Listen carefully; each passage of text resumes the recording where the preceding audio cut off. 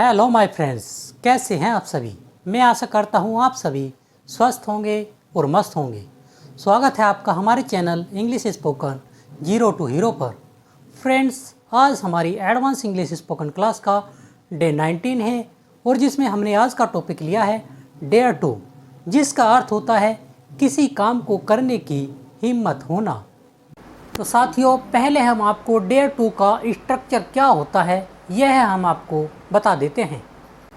इसके लिए जो हमारा स्ट्रक्चर होगा, यदि हम किसी से क्वेश्चन पुटअप करेंगे कि क्या आपकी हिम्मत है किसी काम को करने की, तो हम इसे अंग्रेजी में कहेंगे डू यू डेयर टू और वर्ब की फर्स्ट फॉर्म का यूज़ करेंगे और फिर हम ऑब्जेक्ट लगाएंगे। यदि सामने वाले व्यक्ति की किसी काम को करने की हिम्मत है तो वह कहेगा आई डेयर टू, वर्ब की फर्स्ट फॉर्म और फिर ऑब्जेक्ट।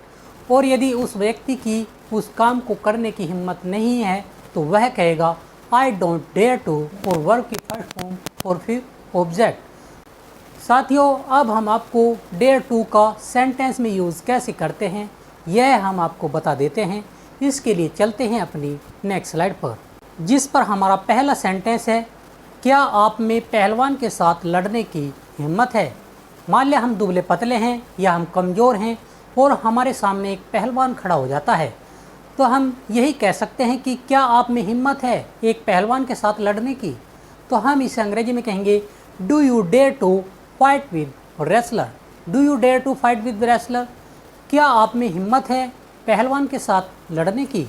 यदि जो सामने वाला व्यक्ति है वह पहलवान के साथ लड़ सकता है, उसमें हिम्मत है पहलवान के साथ लड़ने की, तो वह इसे अंग्रेजी में कहेगा I dare to fight with wrestler. I dare to fight with wrestler, मुझ में पहलवान के साथ लड़ने की हिम्मत है। और यदि सामने वाले व्यक्ति में पहलवान के साथ लड़ने की हिम्मत नहीं है तो वह कहेगा I don't dare to fight with wrestler. I don't dare to fight with wrestler, मुझ में पहलवान के साथ लड़ने की हिम्मत नहीं है। साथियों, यहाँ पर हमने देखा कि डेयर टू के बाद फाइट जो है वर्ब की फर्स्ट फॉर्म होती है, तो हमने वर्ब की फर्स्ट फॉर्म का यूज़ किया है। और उसके बाद ऑब्जेक्ट, जैसे विद रेसलर होता है पहलवान के साथ, तो यह हमारा ऑब्जेक्ट है। तो हमने यही आपको डेयर टू का स्ट्रक्चर बताया था। अब हम चलते हैं अपनी नेक्स्ट स्लाइड पर, जिस पर हमारा नेक्स्ट सेंटेंस है, क्या आप में लड़कियों के साथ लड़ने की हिम्मत है। तो यदि हम इसे अंग्रेजी में कहना चाहते हैं तो हम कहेंगे do you dare to fight with girls. Do you dare to fight with girls, क्या आप में लड़कियों के साथ लड़ने की हिम्मत है। यदि सामने वाले व्यक्ति में हिम्मत है लड़कियों के साथ लड़ने की तो वह इसे अंग्रेजी में कहेगा I dare to fight with wrestler. I dare to fight with wrestler, मुझ में लड़कियों के साथ लड़ने की हिम्मत है।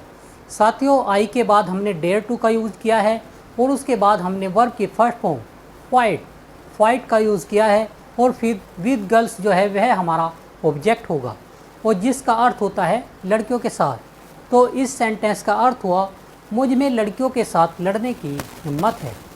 यदि मुझ में लड़कियों के साथ लड़ने की हिम्मत नहीं है तो मैं कहूँगा I don't dare to fight with girls. I don't dare to fight with girls, मुझ में लड़कियों के साथ लड़ने की हिम्मत नहीं है।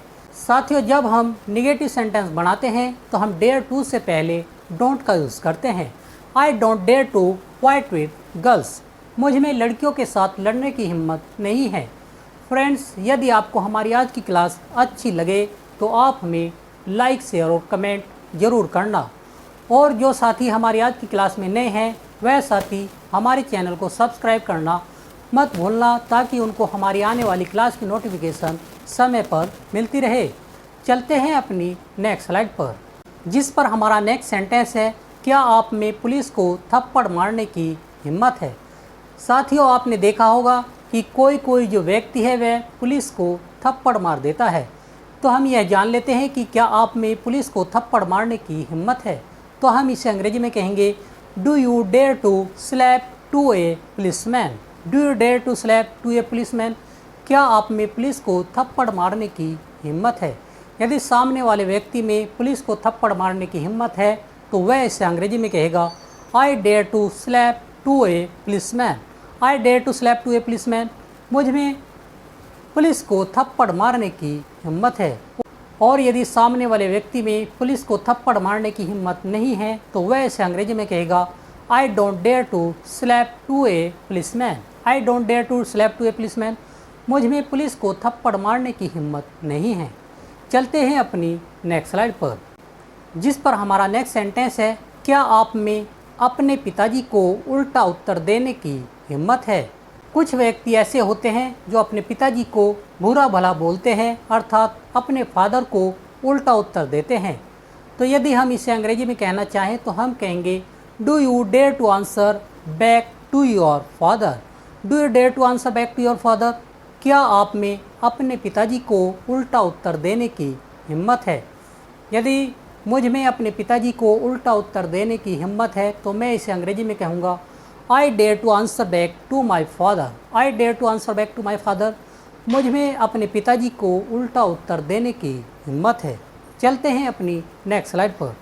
और यदि मुझ में अपने पिताजी को उल्टा उत्तर देने की हिम्मत नहीं है तो मैं डेयर टू से पहले डोंट का यूज़ करूँगा और मैं इसे अंग्रेजी में कहूँगा I don't dare to answer back to my father. I don't dare to answer back to my father, मुझ में अपने पिताजी को उल्टा उत्तर देने की हिम्मत नहीं है। नेक्स्ट हमने सेंटेंस लिया है, क्या आप में अत्याचारों के खिलाफ आवाज़ उठाने की हिम्मत है। कुछ जो लीडर्स टाइप के आदमी होते हैं, हम उनसे क्वेश्चन पुटअप कर सकते हैं। हम कह सकते हैं कि क्या आप में अत्याचारों के खिलाफ आवाज़ उठाने की हिम्मत है। और हम इसे यदि अंग्रेजी में कहना चाहें तो हम अंग्रेजी में कहेंगे do you dare to raise the voice against atrocities. Do you dare to raise the voice against atrocities. साथियों, एट्रोसिटीज़ का अर्थ होता है अत्याचार। तो साथियों, इस सेंटेंस का अर्थ हुआ, क्या आप में अत्याचारों के खिलाफ आवाज़ उठाने की हिम्मत है। Do you dare to raise the voice against atrocities. साथियों, यदि मुझ में अत्याचारों के खिलाफ आवाज़ उठाने की हिम्मत है तो मैं इसे अंग्रेजी में कहूँगा I dare to raise the voice against atrocities. I dare to raise the voice against atrocities, मुझ में अत्याचारों के खिलाफ आवाज़ उठाने की हिम्मत है। और यदि सामने वाले व्यक्ति में अत्याचारों के खिलाफ आवाज़ उठाने की हिम्मत नहीं है तो वह कहेगा I don't dare to raise the voice against atrocities. I don't dare to raise the voice against atrocities, मुझ में अत्याचारों के खिलाफ आवाज़ उठाने की हिम्मत नहीं है। चलते हैं अपनी नेक्स्ट स्लाइड पर। अब हम सामने वाले व्यक्ति से यह जान लेते हैं कि क्या आप में भ्रष्टाचार के खिलाफ आवाज़ उठाने की हिम्मत है। साथियों, भ्रष्टाचार को हम बोलते हैं करप्शन, और उसके खिलाफ यदि हम अंग्रेजी में कहें तो हम कहेंगे अगेंस्ट। और हम इसे पूरे सेंटेंस को अंग्रेजी में कहेंगे do you dare to raise the voice against corruption. Do you dare to raise the voice against corruption, क्या आप में भ्रष्टाचार के खिलाफ आवाज़ उठाने की हिम्मत है। यदि सामने वाले व्यक्ति में भ्रष्टाचार के खिलाफ आवाज़ उठाने की हिम्मत है तो वह इसे अंग्रेजी में कहेगा I dare to raise the voice against corruption. I dare to raise the voice against corruption, मुझ में भ्रष्टाचार के खिलाफ आवाज़ उठाने की हिम्मत है। तो साथियों, मैं आशा करता हूँ हमारे द्वारा बताया गया डेयर टू का टॉपिक आपको अच्छा लगा होगा। और यदि आपकी हमारे आज के टॉपिक से संबंधित कोई क्वेरी या कोई डाउट हो तो आप हमें हमारे कमेंट सेक्शन में लिखकर हमें ज़रूर बताइएगा। हम उसका रिप्लाई करने का जल्द से जल्द प्रयास करेंगे। तो साथियों, मिलते हैं अपनी एक और नई क्लास में। तब तक के लिए थैंक यू, धन्यवाद।